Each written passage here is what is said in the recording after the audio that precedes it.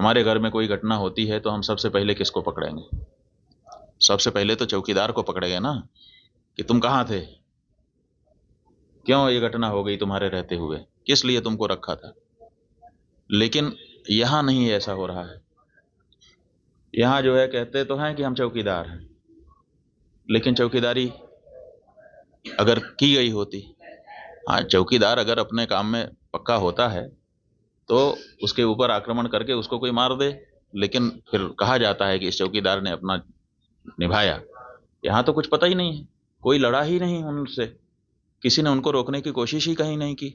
वो आए, घटना की, आराम से चले गए, कहीं पर उनको कोई बाधा नहीं है। कहाँ है चौकीदार? और चौकीदार के बारे में चर्चा ही नहीं हो रही है। अब कह रहे हैं हम उनको सबक सिखा देंगे, हम ये कर देंगे, हम वो कर देंगे। पाकिस्तान की धरती से आए थे। अरे भाई, पाकिस्तान की धरती से आए थे, इतनी जल्दी कैसे पता चल गया आपको?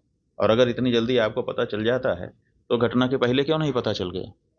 और दूसरी बात यह है कि अगर पाकिस्तान से आए तो पाकिस्तान के खिलाफ अच्छी तगड़ी कार्रवाई करिए।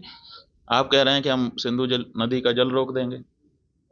आपके पास जल को रोकने या उसको डाइवर्ट करके अपने ही यहाँ, अपने ही देश में रख लेने का कोई उपाय ही नहीं है।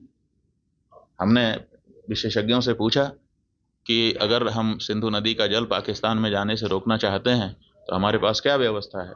उन्होंने कहा हमारे पास कोई व्यवस्था नहीं है। अगर हम आज से शुरू करें कि ऐसी व्यवस्था हम बना लें तो पैसा कितना लगेगा वो तो अभी पूछिए ही मत। अगर पैसा पर्याप्त दे दिया जाए, पैसे के कारण एक दिन भी काम ना रुके, तब भी 20 साल लगेगा, तब हम सिंधु नदी का जल रोक पाएंगे। तो ऐसी परिस्थिति में हम ये कह दे रहे हैं कि हम सिंधु नदी का जल रोक लेंगे। और टेलीविजन के एंकर हमने सुना, वो कह रहे थे बूंद बूंद के लिए तरसेगा पाकिस्तान, एक गिलास शुद्ध पानी नहीं मिल पाएगा, खेती नष्ट हो जाएगी, बिजली नष्ट हो जाएगी, ये हो जाएगा, वो हो जाएगा। गजब बता रहे थे, ऐसा लग रहा था कि जैसे प्यास तो लग ही गई पाकिस्तान को। और इधर विशेषज्ञ बता रहे हैं कि हमारे पास पानी को रोक लेने का कोई उपाय ही नहीं है।